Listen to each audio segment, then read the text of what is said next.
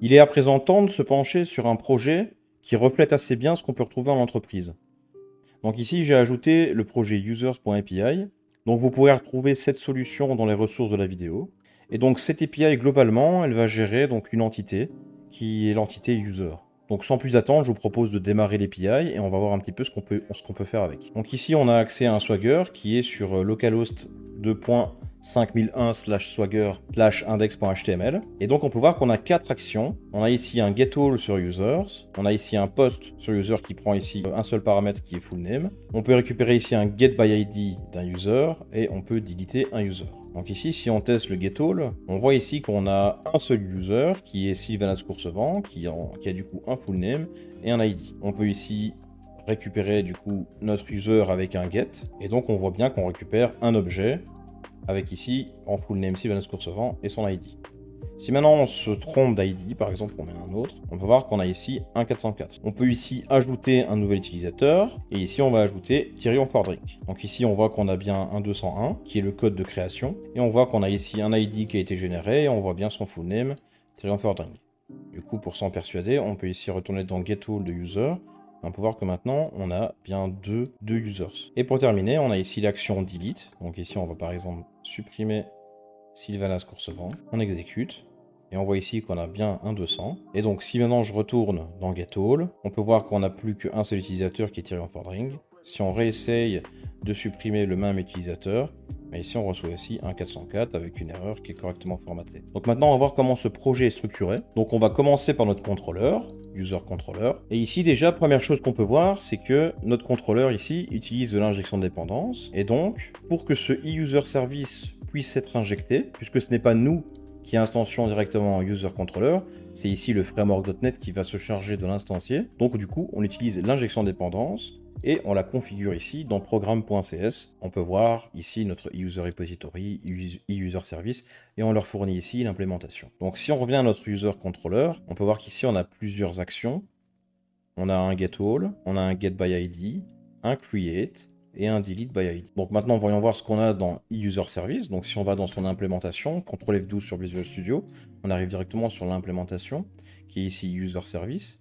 On peut voir que user service dépend de user repository et de iLogger. Dans notre user service, on a du coup plusieurs actions: getAll async, getById async, create async, deleteById async. On peut aller voir maintenant ce qui se trouve dans user repository. Donc on peut voir que user repository dépend de ESQLite DB Connection Factory et qui possède aussi plusieurs actions: getAll, getById async, create async, deleteById async. Et là, c'est là où on fait concrètement nos queries. On peut maintenant aller voir ce qui se trouve dans ESQLite DB Connection Factory, dans son implémentation. On peut voir qu'on a une DB Connection Options et on voit qu'on a une action Create DB Connection Async, où là du coup c'est là où on va gérer l'ouverture de la connexion vers la base de données. La base de données ici est une base de données en SQLite, donc la base de données se trouve juste ici. Donc on peut retourner dans le programme.cs et on peut voir qu'ici on avait ici notre database initializer.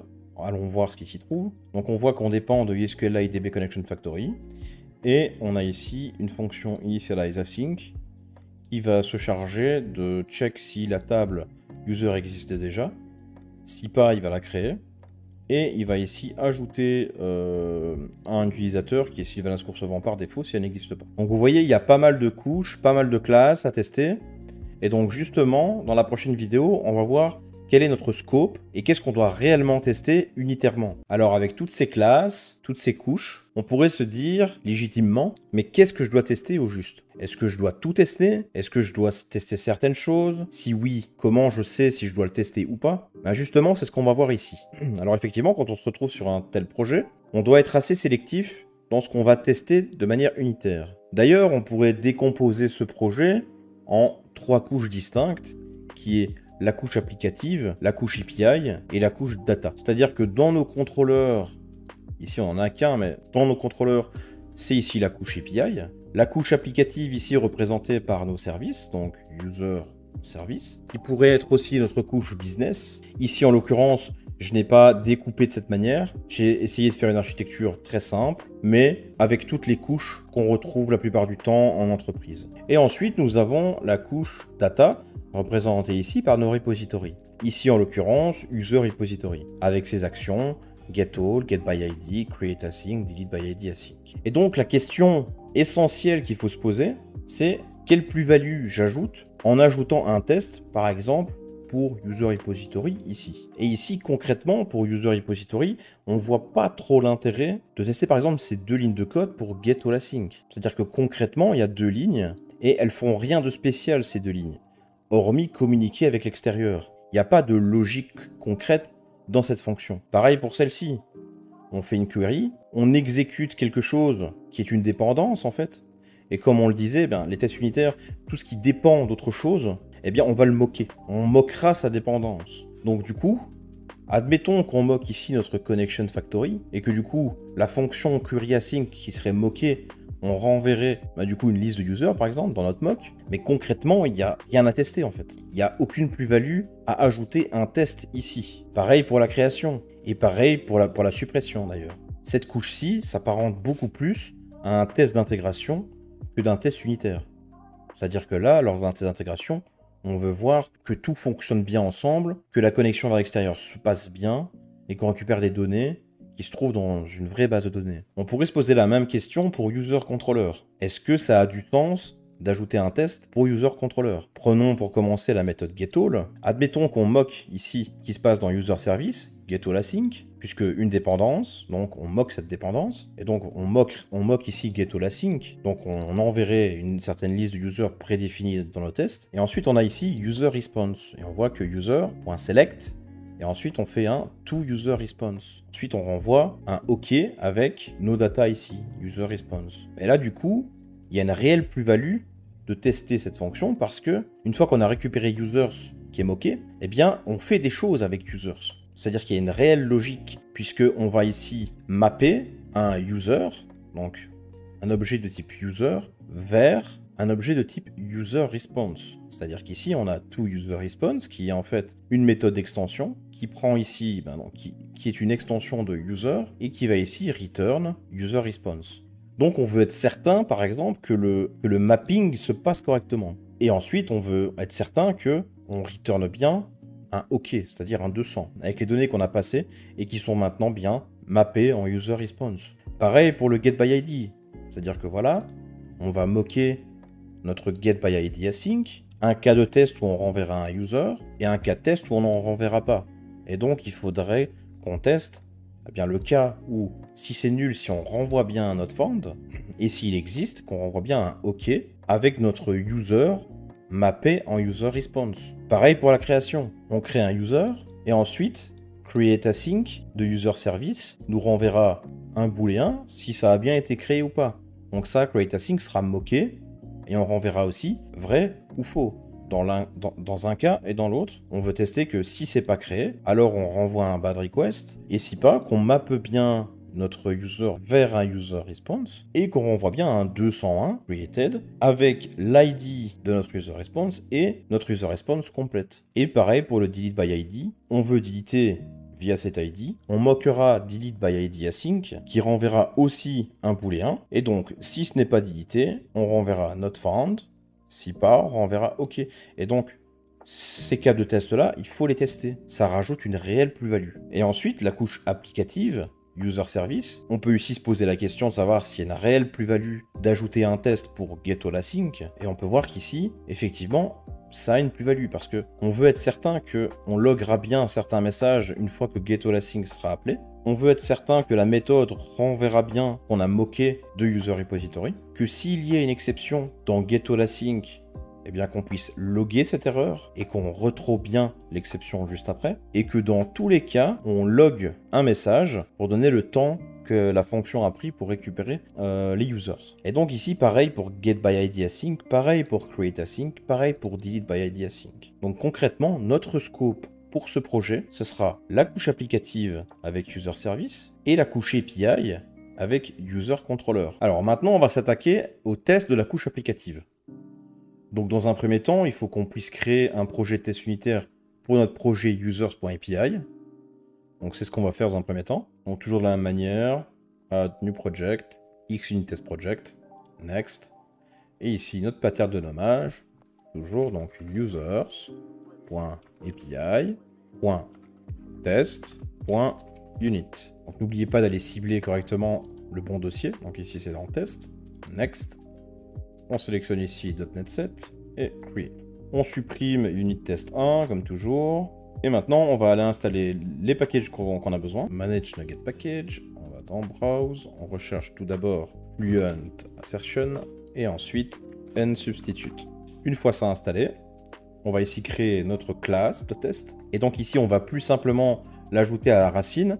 On va ici respecter la structure de notre users.api, qui est ici donc service, user service. Donc on va d'abord créer un dossier ici, service. Et à l'intérieur, on va ici créer user service test. Et comme les structures sont identiques, ça facilite les choses pour retrouver nos tests. Ensuite, dernière chose, c'est qu'il faut ajouter la référence du bon projet. Donc ici, user.api. On l'ajoute.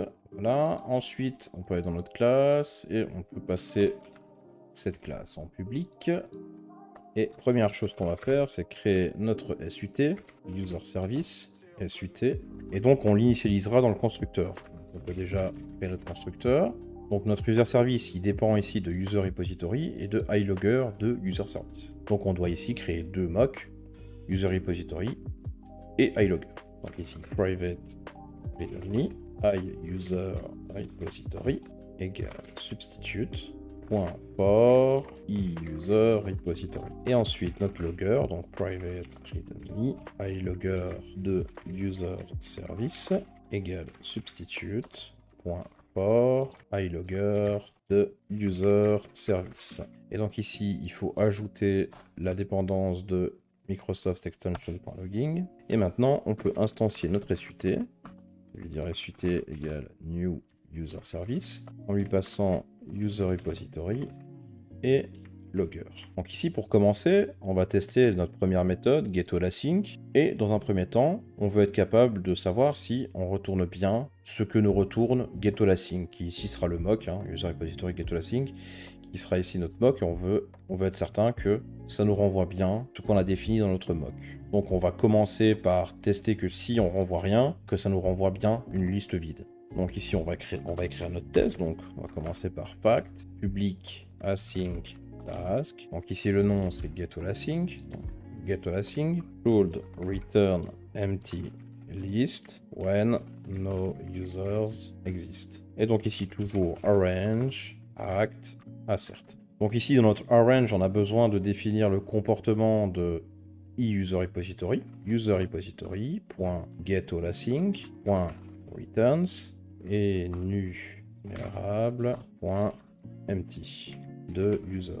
Ensuite act, donc var result égale await sut.getAllAsync et ensuite result.should.beEmpty. Et donc ça c'est notre test de base, donc on va le lancer et on peut voir qu'il est bien passé. Donc ça veut dire que notre mock il fonctionne bien et ça veut dire que getAllAsync, ce qu'atteste-ci, fonctionne bien. Maintenant, on pourrait vouloir tester que si notre repository nous renvoie une liste remplie, eh bien que si on appelle notre SUT getAllAsync, qu'on retourne bien les mêmes valeurs. Donc c'est ce qu'on va faire ici, on va copier-coller notre test. Donc c'est getAllAsync should return users when users exist. Donc ici dans arrange, on va déjà créer un utilisateur. Donc ici Sylvanas égale new user. Ici ID est égal à guide.newguide. Et ensuite full name égale à Sylvanas recevant. Ensuite on peut créer notre tableau. Expected users est égal new. Ici on crée notre tableau et on va ici y mettre Sylvanas. Dans notre returns, on va ici mettre expected users. Le act reste inchangé. Et donc maintenant, on voudrait s'assurer que notre résultat est bien égal au expected users. Alors comme on l'avait vu avec Fluent Assertion, on peut tester sur les valeurs et non pas sur les références. Donc du coup, ça nous arrange bien ici. C'est-à-dire que là, on peut faire result.should.be equivalent to expected users. Et donc on peut lancer notre test ici et on peut voir que le test est OK. Maintenant, dans user service, ce qu'on voudrait pouvoir tester, c'est de savoir que dans tous les cas, dès qu'on appelle getAllAsync, qu'il y ait un log qui nous dit retrieving all users, et qui est un autre log qui nous dit all user retrieved in et une certaine valeur en millisecondes. Donc on va écrire notre fonction, donc ici fact, public async task, donc get all async, should, log messages when invoked. Donc en somme, get all async, log des messages quand on l'appelle. Et donc de la même manière ici, on va écrire nos arrange act assert. Alors du coup, on pourrait se dire, mais comment on peut faire pour tester que le log a bien été appelé, puisque si on retourne dans user service et qu'on regarde log information, eh bien c'est une méthode void qui ne retourne rien. Donc on ne peut pas tester un résultat retourné par log information par exemple. Mais vous allez voir qu'on pourra tester qu'une certaine fonction ait été appelée X fois. Donc on va pouvoir tester et dire voilà, vérifie que cette fonction-là bien particulière a été appelée X fois avec un tel paramètre, un tel argument, etc. Mais ici, c'est un peu particulier pour log information, donc pour les fonctions contenues dans logger, parce que log information, si on fait f12 dessus, on peut voir que c'est une méthode statique. Donc c'est une méthode d'extension qui s'étend sur logger, sur iLogger, qui prend un message et qui prend des arguments. Mais il faut savoir une chose, c'est que des méthodes d'extension ne sont pas liées à l'instance de la classe. C'est-à-dire que nous, ici, on moque un logger, c'est-à-dire que si on retourne dans user service test, on peut voir qu'on a ici notre substitut for iLogger de user service. Très bien. Mais iLogger ne contient pas toutes ces fonctions. Ici, tout ce qu'on a, c'est log, isEnable et beginScope. Donc la fonction log information ne sera pas liée à l'instance de iLogger. Puisque si je retourne dans user service et que je retourne sur log information, on voit donc bien que c'est une méthode statique qui s'étend à iLogger. Donc concrètement, notre instance ici de logger, qui est notre mock, quand on va appeler log information, on ne sera plus dans notre mock. On sera dans la classe statique qui définit toutes les méthodes d'extension de iLogger. C'est-à-dire que du coup, log information, log warning, log error, etc., etc. Tout ça sont des méthodes d'extension statiques. Et donc concrètement, ça c'est vraiment compliqué de tester ce genre de code. D'ailleurs, je vais vous montrer comment on devrait le faire normalement. Si par exemple, iLogger aurait des fonctions liées à son instance et non pas des méthodes d'extension. Et on va tester, on va lancer notre test et on verra ce qui se passera. Donc on retourne dans nos tests. Et donc dans notre arrange, ici, on va pouvoir reprendre getAllAsync et définir ici que ça renvoie rien du tout. Notre SUT, notre act va pas changer non plus. On va appeler toujours getAllAsync. Et donc du coup, on va pouvoir faire ici logger.received. Ce qu'on veut tester ici, c'est que logger a bien reçu donc la classe, l'instance de la classe logger a bien reçu. Et là, on définit combien de fois, donc une fois, point log information. Donc là, on veut s'assurer que la classe logger a bien reçu une fois log information. Donc que log information a bien été appelé une fois et seulement une fois. Parce qu'ici, log information a plusieurs signatures. Donc nous, celle qui nous intéresse, c'est celle-ci.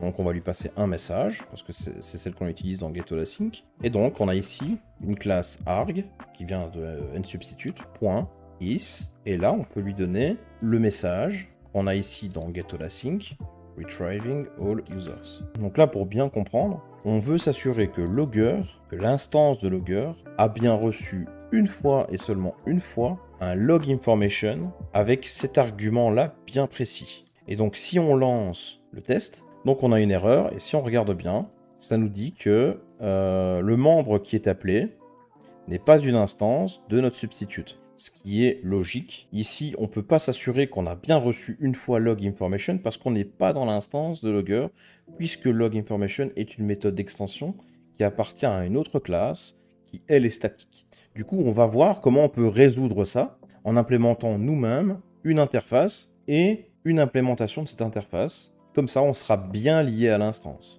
Donc dans un premier temps, on va se rendre dans User API et on va aller créer un nouveau dossier qu'on va appeler ici logging. Dans logging, on va ajouter une nouvelle interface qu'on va appeler iLogger Adapter. Donc à ce iLogger Adapter, on va lui ajouter un type générique. puisque ici, on veut en fait que ce soit exactement les mêmes signatures que notre logger qui se trouve dans user service, donc c'est iLogger avec un type générique qu'on peut lui passer. Et donc maintenant, notre iLogger adapteur, il a besoin d'une implémentation, et donc on va lui fournir ici logger adapteur.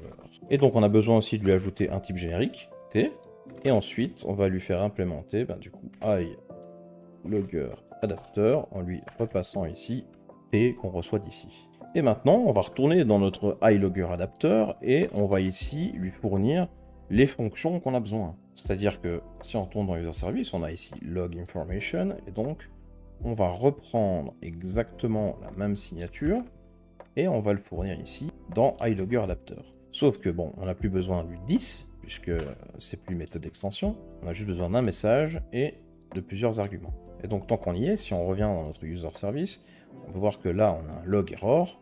Donc on va aussi lui fournir log error. On va prendre ceci, on va retourner dans notre iLogger adapteur et on va supprimer ceci et voilà. Maintenant dans notre logger adapteur, on va ici implémenter l'interface et donc on va pas réinventer la roue, on va pas commencer à réécrire ici la logique pour loguer des choses dans la console ou dans un document. On va ici rappeler en fait, on va réinjecter iLogger en fait en passant ici iLogger de T. Donc de notre type générique, et ici, on va appeler logger. Et de notre constructeur, on va pouvoir passer iLogger de T, logger, et ensuite lui assigner ici la valeur. Et ensuite, dans log error par exemple, on va simplement rappeler notre logger, .log error, en lui repassant l'exception, le message et les arguments. Et pareil pour log information. Et donc maintenant, ce qui est cool, c'est qu'on pourra moquer iLogger adapteur comme on le souhaite, et comme nos fonctions log information, log error sont contenues dans cette interface, du coup on est forcément lié à l'instance de l'interface, et donc on n'aura plus ce problème. Alors évidemment ça nécessite quelques adaptations, c'est-à-dire que maintenant dans notre user service, eh bien je ne vais plus utiliser iLogger, mais je vais utiliser iLogger adapteur, et ici iLogger adapteur. Je vais aussi devoir configurer l'injection de dépendance pour qu'il sache ici ce qu'il va devoir passer comme implémentation. Donc du coup, on va se rendre dans programme.cs et ici, on va ajouter builder.service.addTransient.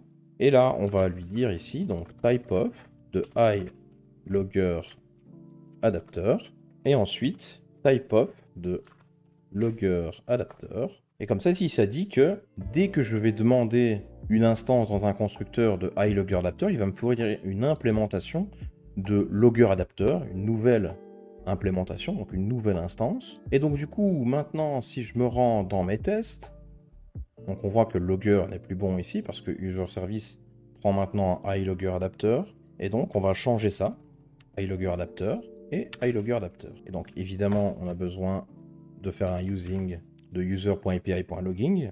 Et maintenant, mon test devrait normalement passer. Et on voit que le test passe correctement. Et donc du coup, concrètement ici, on n'a pas besoin de résultat parce que on ne veut pas tester le résultat. On veut tester que on a bien appelé une seule fois log information avec cet argument. Maintenant du coup, c'est pas terminé. C'est-à-dire que là, on va tester maintenant ce cas-ci. Savoir si on a bien un log information de ce texte-ci. Donc ici, pareil, on va faire donc logger.log information avec ce texte. Et là, on va voir ce qui va se passer. Donc là, on a une erreur. Et en fait, il nous dit que log information de ce texte-ci, avec cette signature-là, n'a pas été appelé. Effectivement, c'est le cas. C'est-à-dire que dans getAllAsync, on appelle log information en lui passant un argument, qui est ici une propriété de stopwatch. Donc du coup, on va devoir aussi lui fournir une valeur ici, dans notre test. Alors cette valeur, on la connaît pas, et c'est pour ça qu'il existe un truc super cool, avec arg, en fait, on peut lui dire ici, arg.any, any d'un certain type, et donc du coup, on va aller voir dans notre user service, c'est quoi ce type, donc c'est long, on peut lui donner long, et voilà. Et donc en fait, là, ça dit quoi? Ça dit, je veux être certain qu'on a bien logué une fois, all user retrieved in un paramètre millisecondes, ce paramètre, c'est celui-ci, et je ne veux pas vérifier spécialement une valeur, mais je dis simplement que toutes les valeurs me conviennent tant que c'est de type long. Et du coup, maintenant, si je lance mon test, on peut voir qu'ici, ça passe maintenant correctement. Maintenant, dernier cas de test, c'est dans le cas où on a une exception. On veut s'assurer qu'on log bien un message, et qu'on throw une exception. Donc c'est parti, on va écrire notre test, public, async task, getAllAsync, should, log message, and exception, when exception thrown. Donc comme toujours, notre arrange act assert. Et donc dans un premier temps, il faut configurer notre user repository pour qu'il nous retourne une exception. Parce que du coup, si on revient ici, en getAllAsync, c'est au moment où on appelle user repository getAllAsync qui peut se produire une exception, puisqu'on ne travaille que cette instruction. Donc on doit ici moquer notre getAllAsync de user repository pour qu'il nous retourne une exception. Et donc du coup, comment on fait ça? Eh bien, user repository.getAllAsync.throws, et là, on dit simplement le type d'exception qu'on veut. Ici, on va mettre new SQLite exception, qui est ici une exception se trouvant dans Microsoft Data.SQLite, puisque comme on utilise SQLite comme DB, du coup, c'est un type possible qu'on peut retourner comme exception. Et donc ici, SQL exception, il a besoin d'un message et d'un code d'erreur. Quelque chose s'est mal passé, avec un code d'erreur 500. Donc là, maintenant, on est certain que quand on va appeler notre sut.getAllAsync, qu'une exception se produira. Donc du coup, si on met simplement sut.getAllAsync et qu'on lance, du coup, ici, on est certain qu'on aura cette exception-là précisément. Ici, voilà, Microsoft Data.SQLException, quelque chose s'est mal passé. Donc comme on l'a déjà vu, pour tester qu'une fonction retourne une exception, on doit la mettre dans un delegate. Et donc du coup, c'est ce qu'on va faire ici. Donc var request action est égal, et donc ici on peut mettre notre lambda, et ici du coup sut.getAllAsync. Et là maintenant on peut mettre donc request action.should.throwAsync, et ici du coup SQLite exception. Et donc ici on doit évidemment await parce que c'est asynchrone. Et donc maintenant, on va lancer notre test et on peut voir que ça passe correctement. Donc ça veut dire qu'on retourne bien une exception quand une exception dans user repository se produit. Et l'exception en question, c'est bien celle-ci. Et donc on peut aller plus loin en disant ici .withMessages, et on peut mettre ici notre message, ceci, et relancer. Et donc ça passe toujours correctement. Et maintenant, il nous reste à tester que on a bien logué l'erreur. C'est-à-dire qu'ici, dans getAllAsync, qu'on a bien logué cette erreur-là. Donc de la même manière, on peut faire logger.received une seule fois, .logError, avec ici arg.is. Et ici, du coup, on va retourner ici pour savoir exactement ce qu'on retourne. Et donc on retourne ça. Voilà. Et donc ici on voit que logError, il attend pas qu'un message, il attend aussi une exception. D'ailleurs, si on retourne ici dans getAllAsync, on peut voir qu'on lui passe ici l'exception en question. Donc comme ici on throw une new exception, on peut pas lui passer directement ici. Donc du coup ce qu'on doit faire dans arrange, ici créer notre exception, donc var SQLite exceptions égale, et donc on va lui passer ici, voilà, et quand on va ici définir le throw, on va lui passer notre SQLite exception, et maintenant on va pouvoir dire ici arg.is, et ici lui passer SQLite exception. Là maintenant on peut lancer le test, et on peut voir que le test passe bien. Et donc voilà, maintenant on n'a plus rien à tester pour cette fonction, parce qu'on teste bien le cas où quand on appelle la fonction, on log ce message et on log ce message. On teste bien que quand on renvoie une valeur ou une liste vide, et bien du coup, que c'est bien la bonne valeur qui est retournée. On teste bien que dans le cas d'une exception qui se produit dans notre user repository, dans la fonction getAllAsync, qu'on log bien l'exception en question avec un certain message et qu'on throw l'exception. Et donc en lisant nos tests, c'est assez simple de savoir ce qu'on teste en fait. Il y a du coup getAllAsync should return empty list when no user exists. getOlaSing should return users when user exists. getOlaSing should log messages when invoked. Et enfin, getTaskAsync. Si c'est pas getTaskAsync, désolé, c'est getOlaSync. Voilà, donc getOlaSync should log message on exception when exception thrown. Donc vous voyez que même si vous revenez dans 6 mois, 1 an et que vous lisez vos tests, vous savez ce que cette fonction est censée faire. Maintenant, c'est à votre tour de vous exercer. Dans le projet user.api, j'ai ajouté un fichier texte exercice.txt. Vous retrouverez cette solution mise à jour dans les ressources de la vidéo. Et donc ici, je vais vous demander de terminer et de tester la couche applicative. Donc dans la couche applicative, il nous reste la fonction getByIdAsync, createAsync et deleteByIdAsync.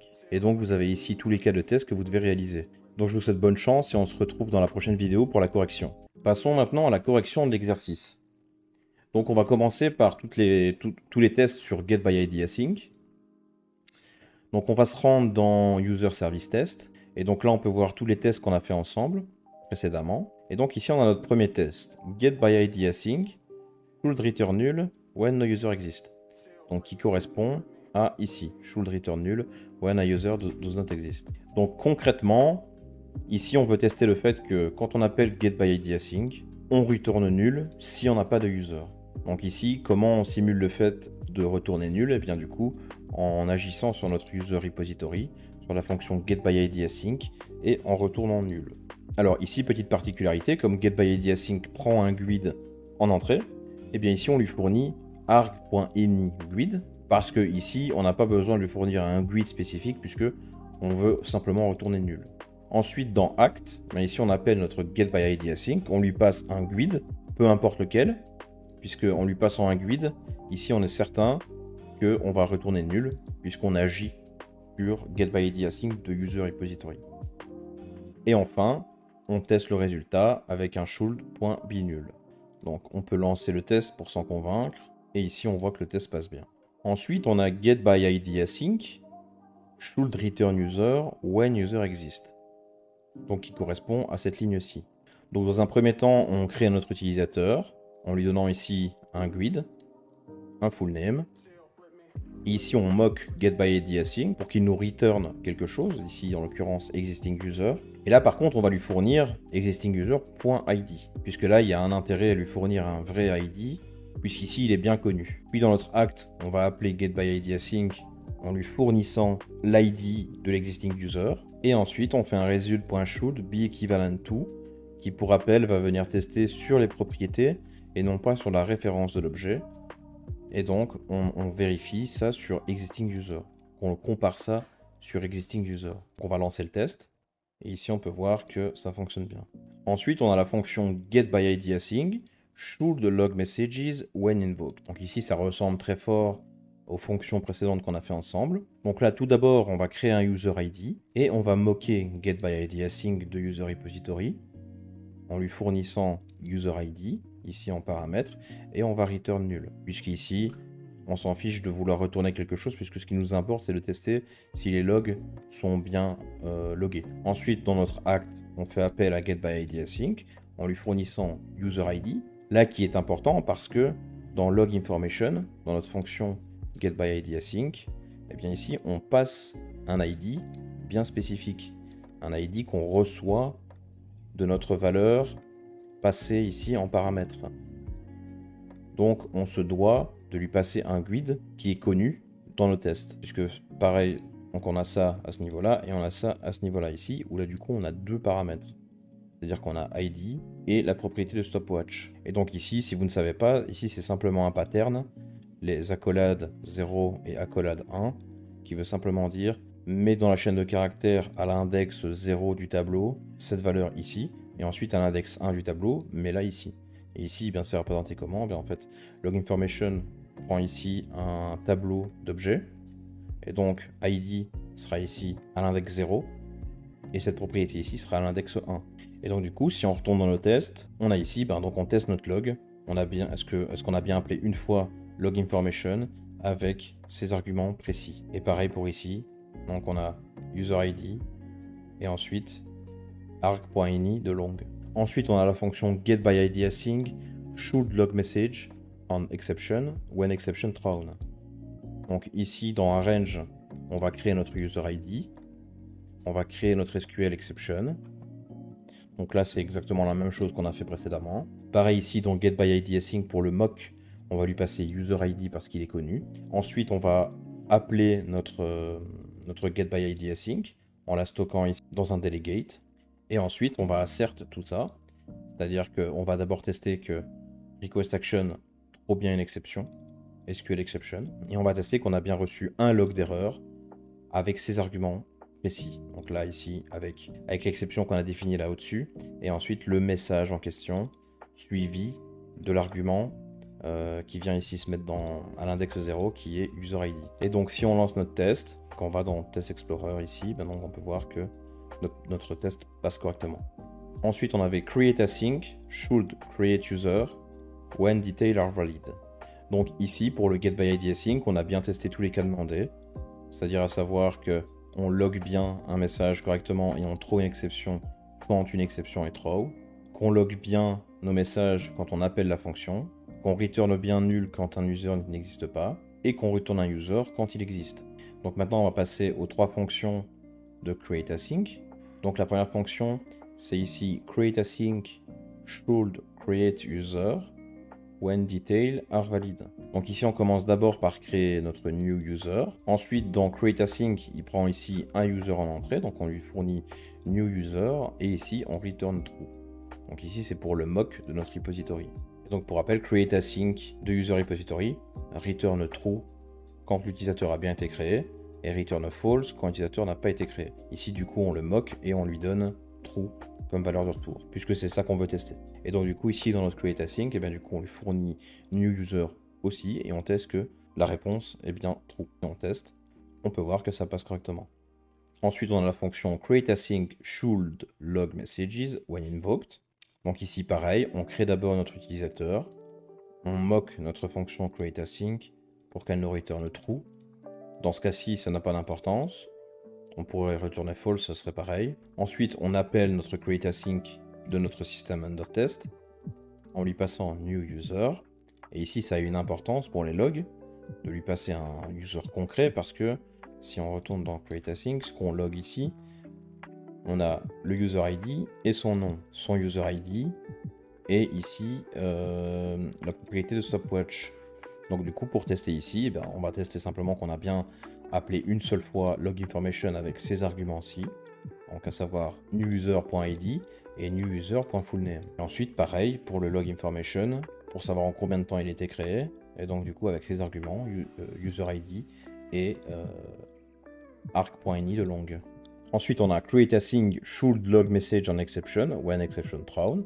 Donc ici, c'est un peu la même chose que tout à l'heure aussi. On va d'abord créer notre SQLite exception, et ensuite on va moquer notre user repository pour que la fonction create async nous trouve bien l'exception SQLite exception, qui prend ici en paramètre n'importe quel user. Parce qu'ici, en l'occurrence, lorsqu'on fait create async, on n'a pas besoin au niveau du log de détails sur le user. Donc du coup, ici, on lui passe simplement un new user. Et ensuite, on va tester simplement qu'on trouve bien SQLite exception avec ce message. Et on va tester qu'on a bien logué une erreur une fois avec notre SQLite exception qu'on a défini au-dessus, avec ces arguments-ci bien particuliers. Ensuite, ici, on arrive dans les deletes maintenant. Et donc, dans les deletes, on a ici should delete a user when the user exists et should not delete a user when does not exist. Donc ici, je les ai regroupés en une théorie, puisque au final, on aurait dû ici avoir exactement la même chose, et ce qui aurait changé, c'est simplement dans le return, au lieu de true, on aurait eu false, et ici, au lieu de true, on aurait eu false. Donc ici, j'ai passé une théorie avec deux inline data. Donc on a le repo result, donc c'est ce qu'on veut retourner de notre repo, et ensuite de ce qu'on attend en expected. Et donc du coup, le nommage c'est delete by id async should return expected result when user exists or does not exist. Et donc du coup ici au final, on a notre mock de delete by id async qui prend n'importe quel grid et qui return le repo result que je lui passe ici, à savoir dans un cas true et dans un cas false. Ensuite dans le act, et bien du coup on va appeler notre delete by id async en lui passant grid.newGrid, ici peu importe, et ensuite on teste simplement que la valeur est bien égale à la valeur attendue. Ensuite, on a le test des logs. Delete by ID async should log messages when invoked. Donc ici, on crée un user ID. On mock delete by ID async en lui passant user ID et on return true. On fait appel à notre delete by ID async en lui passant user ID et ensuite on va tester nos deux logs. Donc ici log information en lui passant ces arguments-ci et notre user ID. Et pareil pour ici, on teste simplement qu'on a bien le user ID et n'importe quelle long pour ce message. Et enfin, on a delete by ID async should log message on exception when exception thrown. Donc ici, on va créer notre user ID, on va créer notre exception, on va ici stocker notre delete by ID async dans un delegate, et ensuite on va tester qu'on trouve bien l'exception en question avec un message bien particulier, et ensuite on va tester qu'on a bien reçu un log d'erreur avec cette exception, le message et ce user ID dans le message. Alors maintenant, je vais vous parler d'une librairie qui est super pratique. On va donc parler de Bogus. Alors Bogus, c'est quoi? C'est une librairie qui va nous permettre de générer des données de tests qui sont dites réalistes. Comme vous pouvez le voir ici, dans plusieurs de nos tests, on a dû ici créer des utilisateurs en leur fournissant ici un ID et un full name. Donc ici, on a fourni comme full name Sylvanas Coursevent. À chaque fois, du coup, on doit se répéter et on doit créer à plusieurs reprises Sylvanas Coursevent. Et donc, la plupart du temps, quand on écrit des données en dur comme ça, sont rarement des données réalistes et c'est un peu contraignant de devoir imaginer comme ça des données. Et ici, dans notre cas, on n'a que 2 propriétés, donc c'est assez simple. Mais imaginez un peu le cas où on aurait 10-15 propriétés à devoir remplir comme ça. Ça pourrait être vite compliqué et contraignant. Donc Bogus fait ça extrêmement bien et je vais vous montrer comment on fait. Donc dans un premier temps, on va installer Bogus. Donc on va faire un clic droit sur notre projet de test unitaire et on va aller dans les packages nuggets et on va rechercher Bogus. Donc ici, moi je l'avais déjà installé. Donc vous le sélectionnez, vous faites install et ensuite on peut revenir dans nos tests. Et donc du coup, ici notre new user, comment on pourrait l'écrire avec Bogus? On pourrait faire un new picker. Donc c'est une classe qui provient de Bogus et on va pouvoir dire user. Et ensuite on peut faire un point generate. Et donc là, ça va nous retourner un user. Alors voyons voir un peu ce qu'il nous a généré.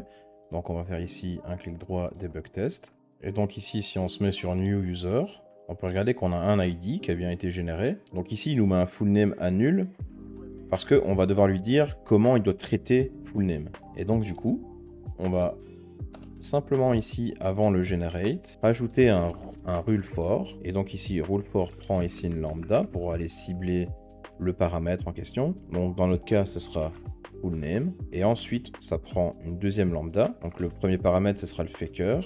Et en deuxième paramètre, ce sera le user. Et donc, on peut aller récupérer faker. Donc ici, .name. Et donc, sur .name, on a plusieurs choses qui sont ici. First name ou, par exemple, .last name. Et donc ici, on va commencer par un .first name. Donc là, on va simplement lui dire pour full name, génère-moi un first name. Et donc, Bogus va nous permettre de générer un first name qui est réaliste, sans qu'on ait à le gérer nous-mêmes. Et donc maintenant, si je remets un breakpoint ici et que je relance le debug, new user, maintenant, on va regarder comment il nous a géré ça. Et donc, full name maintenant a bien été rempli par un first name ng.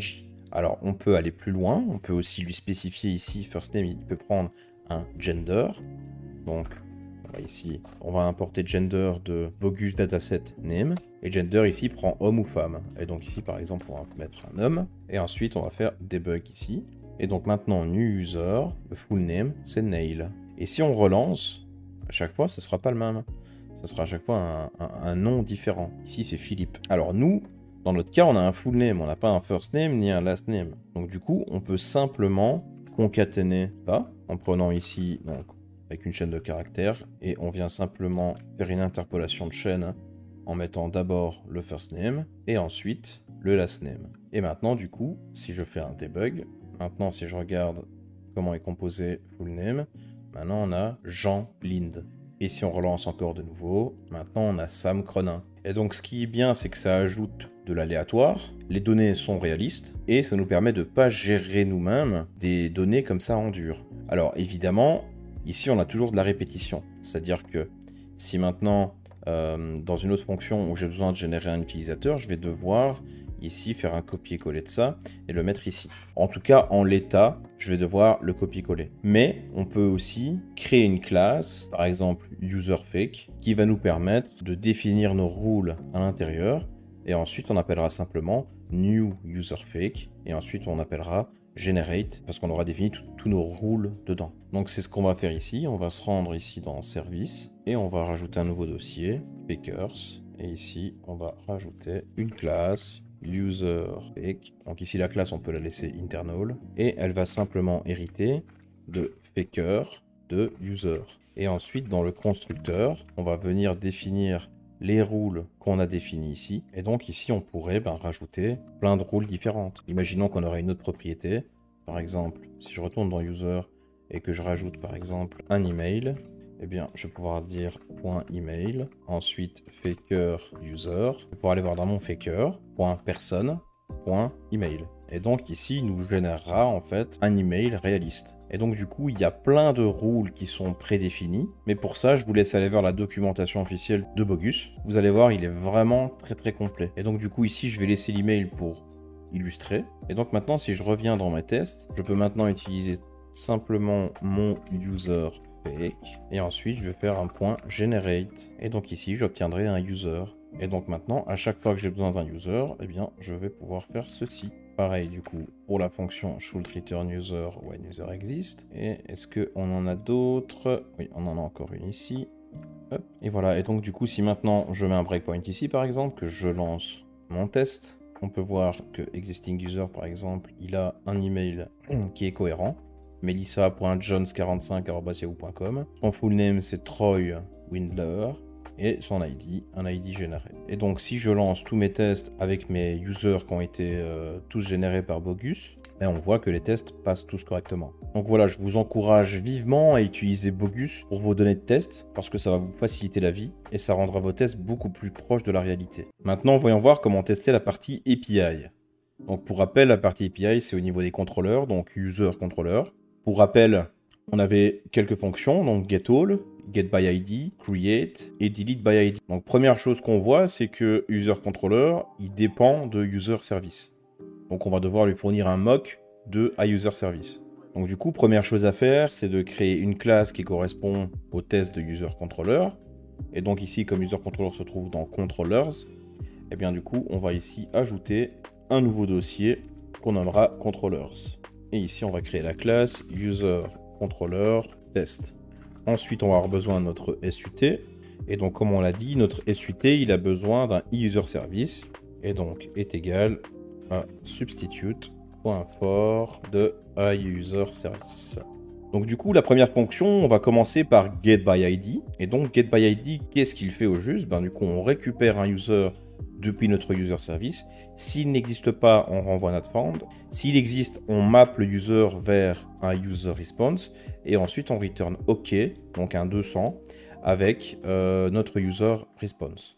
Donc, on va d'abord tester le cas de test où le user existe et qu'on nous renvoie bien un OK avec notre user response. Donc, on peut retourner dans user controller test. Et ici, on va écrire notre test, du coup, public, async, task, getById, qui est le nom de la fonction, getById, should return OK and user response when user exist. Donc on n'oublie pas l'attribut fact. Et donc du coup, on doit moquer notre user service, donc le getById async, qui est appelé ici, getById async, pour lui renvoyer un utilisateur. Donc là, on va utiliser notre faker. D'ailleurs, le faker, du coup, comme il est plus spécialement lié à nos services, on va le déplacer et on va le mettre à ce niveau-là de la solution. Donc ici, maintenant, on est dans le namespace user_api.test.unit.fakers. Donc on va simplement aller voir si on n'a pas cassé nos tests, justement. Donc on va maintenant importer le bon namespace. Et donc ce namespace-ci n'existe plus. Donc on peut le supprimer. On peut du coup venir dans notre test du contrôleur. Et ici, du coup, on va créer notre user par user est égal à new user fake.generate.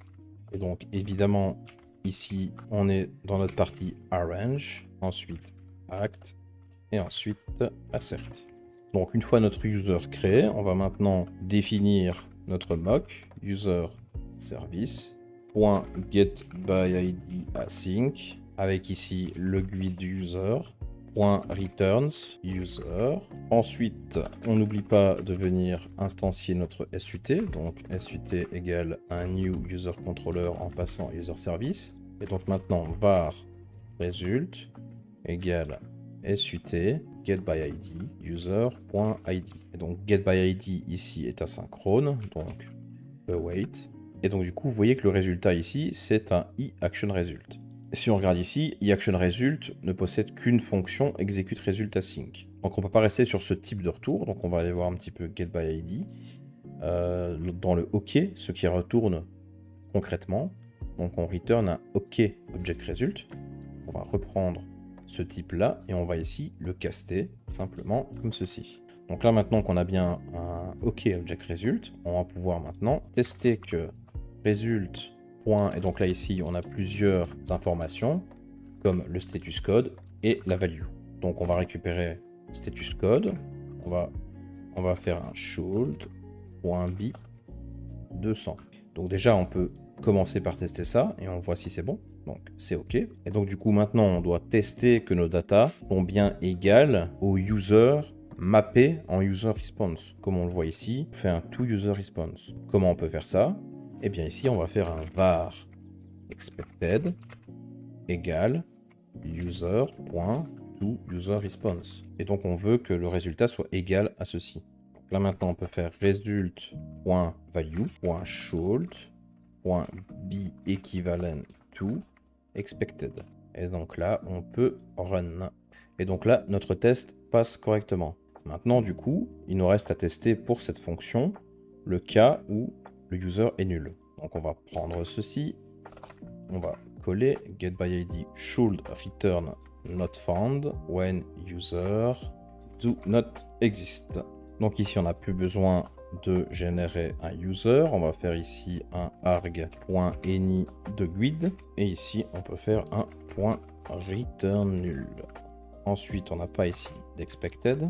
Là du coup ce sera plus un OK object result parce que le retour de not found c'est un not found result, donc on va récupérer ceci et on va le caster en not found result. Ensuite getById, donc ici on peut simplement mettre un guide.newGuide et donc le status code c'est 404 et donc ici on peut supprimer value parce qu'on n'a pas de value, on a juste un status code dans not found result et donc voyons voir si c'est bon. Et oui, donc notre test passe correctement.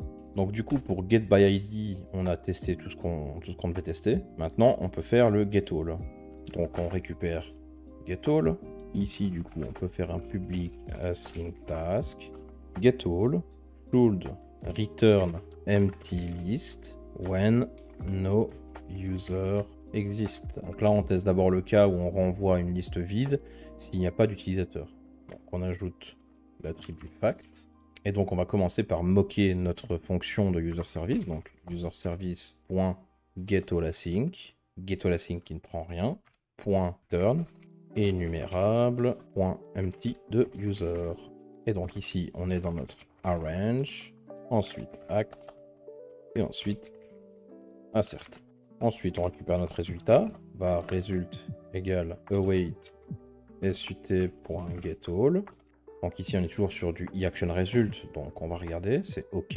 Donc on envoie un OK object result, donc on va le caster de nouveau en OK object result. On peut d'abord tester que le status code est bien égal à 200. Et donc maintenant on doit tester la valeur qu'on retourne, donc .value. Mais ici .value est un object, donc on va devoir le caster. .as, i-énumérable. Et là c'est pas un i-énumérable de user, parce que le retour de getAll c'est un énumérable de user response, parce qu'ici on caste, on fait une nouvelle projection pour chaque user et on le caste en user response. Donc au final on a ici un enumerable de user response. Donc du coup c'est user response. Et ensuite on peut tester should.beEmpty. Et là on peut lancer et ici ça passe correctement. Et maintenant on va tester avec un retour de valeur. Donc ici getAll should return. Ici, on va adapter le nommage, donc c'est should return user response, puisque ici ce sont des user response, when user exist. Et donc du coup ici, on doit retourner un tableau de users. Et donc on va en avoir besoin ici. Donc on va faire var users égale new tableau de new user fake .generate. Et maintenant on peut lui fournir users.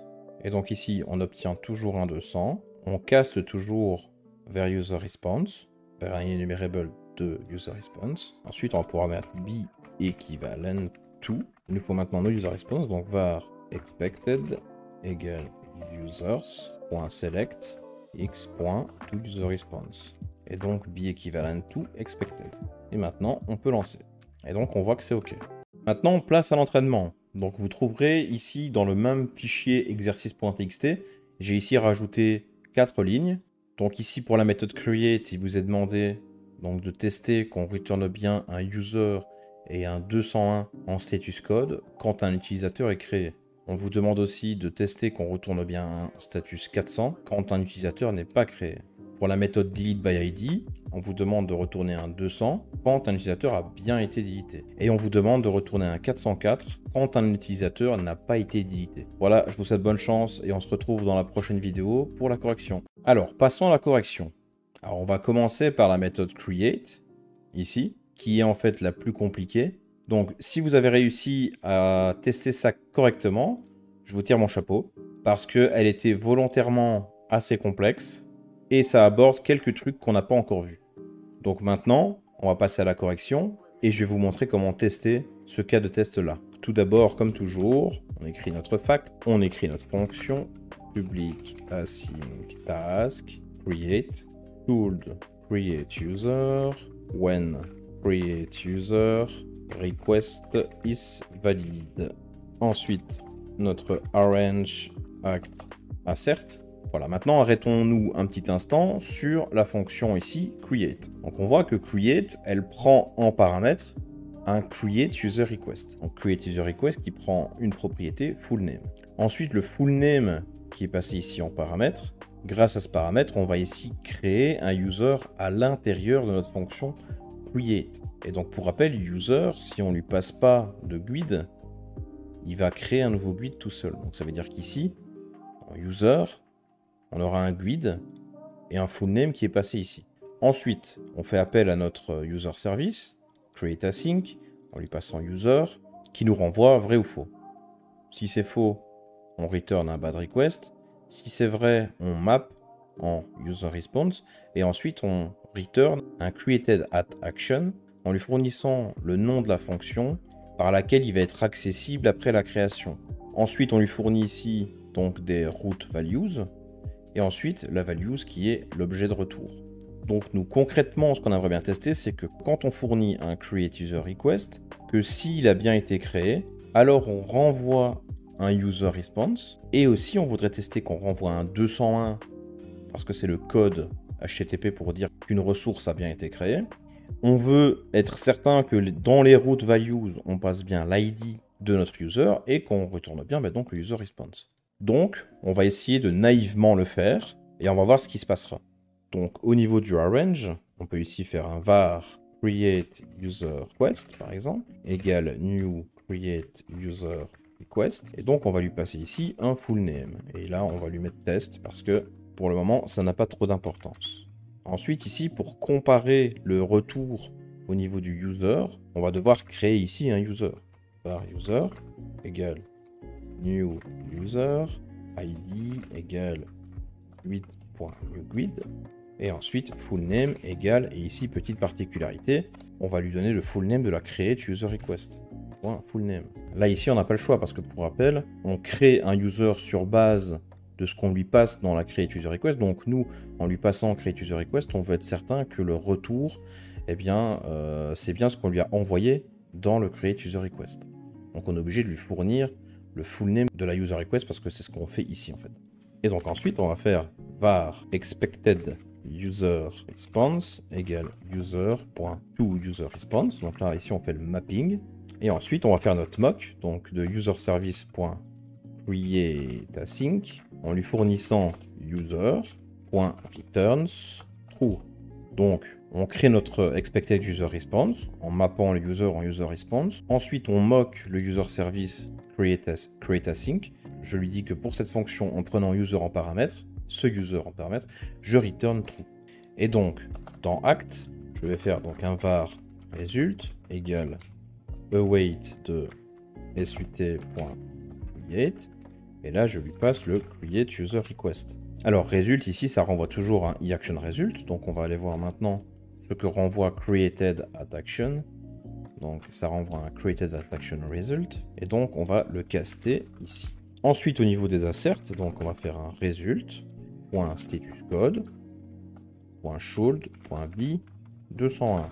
Ensuite, on va faire un result.value.as user response .should.be equivalent to expected user response. Donc là, on s'assure que ce qui est retourné est bien équivalent à ce qu'on s'attend.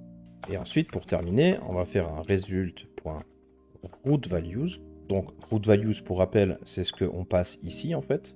New ID égale userResponse.id. Donc, rootValue, ici, c'est un dictionnaire, en fait. Donc, du coup, on va pouvoir demander ici ID, donc la clé ID, .should.be equivalent to user.id. Et donc ici, on va lui dire que c'est pas nul. Et donc maintenant, on peut run ce test et voir ce qui se passe. Et donc on voit que le test échoue. Et on nous dit ici que unable to cast object of type bad request result to type create at action result. Donc en fait là, il nous dit qu'il n'arrive pas à mapper un bad request result en created at action result.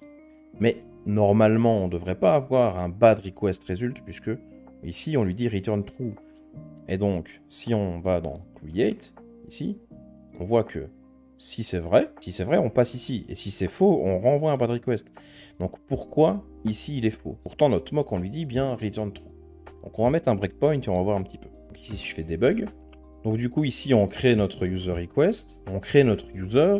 Donc on peut voir que notre user, son ID commence par 1671. Et donc ici, on lui dit que userService.createAsync pour ce user, pour le user qui a un ID de 1671, qui commence par 1671, return true. Et donc quand on arrive dans notre create ici, on crée un nouvel user qui lui porte l'ID qui commence par 598. Donc il crée un nouvel ID. Donc quand on arrive ici et qu'on veut récupérer ici created, et bien du coup on obtient faux parce que on n'a pas de matching sur le user. Et donc on obtient faux. Et donc on passe dans bad request. Et oui, c'est logique, puisque ici on a un nouvel ID, puisque c'est un nouvel user, et notre user ici a un ID qu'on a généré nous-mêmes. Et donc on pourrait naïvement régler ce problème en passant ici à create async, au lieu de lui passer le user complet, on pourrait lui dire arg.isUser, et ensuite ici lui passer une lambda pour lui dire fullName égale user.fullName. Donc en fait, il va venir matcher que sur le nom et non plus sur l'ID. Donc on relance en debug, ensuite on fait ça, on définit notre mock, et là on appelle sut.create. On arrive ici, et là à présent, created est vrai, puisque là le match se fait correctement, et donc il renvoie bien ce qu'on lui demande de retourner pour ce match. Et donc ici, on ne passe évidemment plus dans bad request, et on renvoie created at action. Donc la première assertion fonctionne, mais la deuxième déjà ne fonctionne plus. Et là, qu'est-ce qu'on nous dit? On nous dit que le userResponse.id devrait être ceci, mais on obtient ceci. Donc du coup, au niveau de l'ID, on ne peut plus non plus faire un be equivalent to parce que les ID sont différents. Donc encore une fois, on pourrait résoudre ça de manière simple, mais assez naïf. On pourrait ici reprendre ceci, commenter cette ligne, la coller, et ici dans be equivalent to, on peut ici passer des options. Ici options, point, et on a une fonction qui est excluding, qui elle-même prend un lambda, et on peut lui dire d'exclure ID. Donc du coup, il ne va pas tester l'égalité sur ID, mais juste sur les autres propriétés. Et donc, si je relance ceci, donc voilà, j'arrive dans mon test, j'appuie sur Continue, et là, on arrive sur cette assertion. Donc, maintenant, l'assertion, elle passe correctement. Et ensuite, il reste la dernière assertion, qui, elle, ne passe pas. Et on nous dit quoi? On nous dit que rootValueID devrait être cet ID-là, mais on obtient cet ID-là. Donc là, dans ce cas-ci, on ne peut pas tester, on ne pourrait pas tester cette assertion-là. Alors on pourrait se dire, bon, c'est pas grave, je la teste pas et puis c'est tout. Mais si vous devez vraiment tester que la root value, l'ID, est bien équivalent à user.id, bah du coup, ça n'ira pas. Donc du coup, pour pallier à ça, je vais vous montrer un truc qui est super intéressant. Du coup, on va décommenter cette ligne. On va supprimer celle-là. Et ici, dans notre mock, au lieu de naïvement dire ben, ignore ID, base-toi que sur fullname, eh bien, on va lui dire arg.do user, donc ici une lambda, et on va dire que user, donc notre user ici, égale x. Donc ici, réellement, on fait une assignation au niveau du createAsync. Donc au moment où on va appeler createAsync, dans notre fonction create ici, createAsync, et bien du coup, il va exécuter cette fonction ici, qui est de dire, ben, assigne la valeur de x dans user. Et donc x ici, et bien du coup, ça va être la valeur passée ici. Donc ça veut dire le user créé dans ma fonction create. Et bien, du coup, je vais lui passer mon user.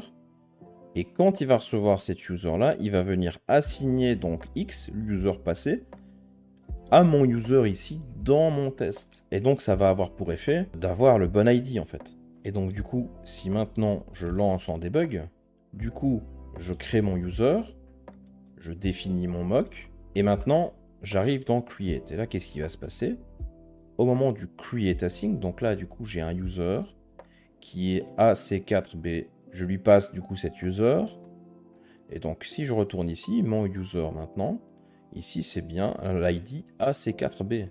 Et donc maintenant, ici, cette assertion est bien correcte. Et celle-ci, de nouveau, ne fonctionne plus. Donc, comme on caste en fait user à ce niveau-là avant l'assignation qu'on définit ici, et bien du coup, stocké ici, on n'a pas la même valeur. C'est-à-dire que du coup, je vais relancer. Donc ici, j'arrive dans mon test, je crée ma request, je crée mon user, qui a l'ID 03025. Ensuite, je définis mon mock et là, j'appelle ma fonction. Et là, on va voir ce qui va se passer. Donc le 201 est bon. Et ici, cette assertion ici n'est plus bonne. Alors pourquoi? C'est très simple en fait. C'est parce que comme du coup, il y a une assignation qui se fait au moment de l'appel du create. Donc au moment de l'appel du create, quand on va appeler notre mock createAsync, on va exécuter cette fonction ici. Donc on va dire que user égale x. Et bien comme on a ici mappé avant l'exécution de ceci, et bien du coup, les ID sont différents. Expected user response à l'ID initial du user et pas l'ID qui a été overridé par la suite. Donc du coup, on va devoir exécuter ceci après l'exécution de create. Et maintenant, si on fait un debug ici, donc on a notre user ici qui a un ID 4DC5. Ensuite, on appelle create. Maintenant, notre user a un autre ID 3BF3, donc qui a l'ID en fait qui a été créé dans la méthode create. Et maintenant, on map expected user response seulement maintenant quand on a overridé user. Et maintenant, nos assertions sont toutes correctes. Donc je vous l'accorde, c'était un peu complexe, mais ce genre de cas, vous allez les retrouver assez fréquemment. Donc maintenant, on va faire la suite, c'est-à-dire qu'on va créer ici notre fonction qui va tester qu'on returne bien un bad request quand un utilisateur n'a pas été créé. Donc, toujours notre attribut fact. Ensuite, public async task create tooled return bad request when create user request is invalid. Ensuite, notre arrange act assert. Et ici, donc, c'est très simple. User service.createAsync. Ici, donc, arg.any user.returns false. Ensuite, dans le act, var result égale await de sut.create. Et ensuite, on va lui fournir simplement un new created user request. Ensuite, évidemment, il faut mapper notre result. Donc, on retourne dans create, bad request, et on voit qu'on a un bad request object result. Donc, on va le mapper, on va le caster vers ceci. Voilà. Et maintenant, result.statuscode.should.b, et là ici, c'est 400 pour un bad request. Et donc là, on peut tester. Et donc ici, on a une erreur. Ici, c'est moi qui ai fait une erreur, c'est-à-dire que on nous dit qu'on ne peut pas mapper un bad request result vers un bad request object result. Parce que du coup, si on retourne ici, on va dans bad request, et en fait, on renvoie un bad request result. Je me suis trompé ici, j'ai pris cette signature-là, mais c'était celle-ci. Donc du coup, on le caste vers celui-ci, et on peut réessayer. Et donc là, ça passe correctement. Et donc maintenant, il nous reste les delete by ID. Donc retourner un 200 quand l'utilisateur a bien été deleté, et un 404 quand l'utilisateur n'a pas été deleté. Donc du coup, on retourne ici, et donc c'est delete by ID. On retourne dans nos tests, et ici, on peut faire fact, public async task, et donc du coup, c'est delete by ID, return OK, when user exist. Et donc ensuite, notre arrange act assert, donc ici, var user ID est égal guide.newguide. Ensuite, si on retourne dans notre delete by ID, on voit qu'on doit moquer ici delete by ID async. Donc user service.delete by ID async en lui fournissant user ID .returns true. Au niveau du act, du coup, on va appeler notre SUT .delete by ID en lui fournissant user ID. Ici, on fait un await et on doit stocker ici le résultat est égal. Donc, au niveau du delete by ID, la fonction OK renvoie ici un OK result. Donc, on le map en OK result. Et au niveau de l'assert, on peut faire du coup un result.statuscode.should.b 200. Donc on peut run, et ici on voit que c'est OK. Donc maintenant on peut faire la version où on renvoie un 404, donc return found when user do not exist. Donc ici, pas besoin de faire de user ID. Là on fait un arg.any de guide. Ici return false. On lui passe ici un guide.newguide. Et là, on s'attend à avoir un not found result et d'avoir comme code d'erreur un 404. Et donc, ça passe. Alors maintenant, en voyant tous ces tests, on pourrait se poser la question, mais est-ce que vraiment tout cela est nécessaire? Et la réponse, évidemment, est oui. Parce que, effectivement, en voyant ces tests, on pourrait se dire, mais on teste quand même pas mal de fois la même chose. Les tests se ressemblent assez fort. Et c'est vrai, vous avez raison. Mais vous verrez que les tests unitaires, dans la majorité du temps, ça va ressembler à ça. C'est-à-dire que bon, déjà, au niveau de la structure d'un test, c'est censé rester comme ça. Arrange act assert. On a des noms parlants comme ici. Mais au final, quand vous allez tester, par exemple ici, un user service, qui au final joue le rôle d'un CRUD au niveau applicatif, en appelant un repository, bah du coup, les fonctions ressemblent assez fort. C'est-à-dire que voilà, on va appeler un repository. Si on a une exception, on veut s'assurer que effectivement on traite bien l'exception, qu'on la log correctement, etc., etc. Et ici, il faut prendre aussi en compte le fait que on se met en situation pour tester une application déjà existante, qui ne possède pas de test. Donc du coup, par exemple, si je retourne dans getByIdAsync, bah, cette fonction existe déjà avant mes tests. Et donc du coup, je n'ai pas d'autre choix que de tester le comportement actuel de cette fonction. Et donc c'est essentiel d'avoir des tests pour ces fonctions, parce que si un jour le comportement de cette fonction doit changer, et bien du coup, il devra être réfléchi correctement, parce qu'on a des tests unitaires qui montrent que cette fonction doit fonctionner d'une certaine manière, ou ne doit pas fonctionner d'une certaine manière. Et donc ça poussera en fait à réfléchir correctement au changement de cette fonction, pour que les comportements précédents fonctionnent avec la nouvelle implémentation de la fonction. Ensuite, si maintenant quelqu'un passe dans cette fonction et la change pour adapter un besoin, parce qu'une fonction peut être utilisée par beaucoup de classes, et donc ça pourrait bien aller dans une classe pour un besoin donné, mais que ça ne fonctionne plus pour d'autres besoins. Donc du coup, nos tests unitaires seront là pour avertir que quelque chose a été cassé. Donc par exemple, getByIdAsync, si maintenant je décide que je veux plus loguer ça ici, du coup si je retourne dans mes tests et que je relance tous mes tests, du coup ici on aura un test qui passe plus, parce qu'on n'aura pas reçu un log en particulier. Et donc du coup, si je remets mon log maintenant, et que je relance mes tests, du coup le test passe de nouveau. Donc voilà, même si parfois ça peut paraître redondant, il faut quand même tester tous ces cas.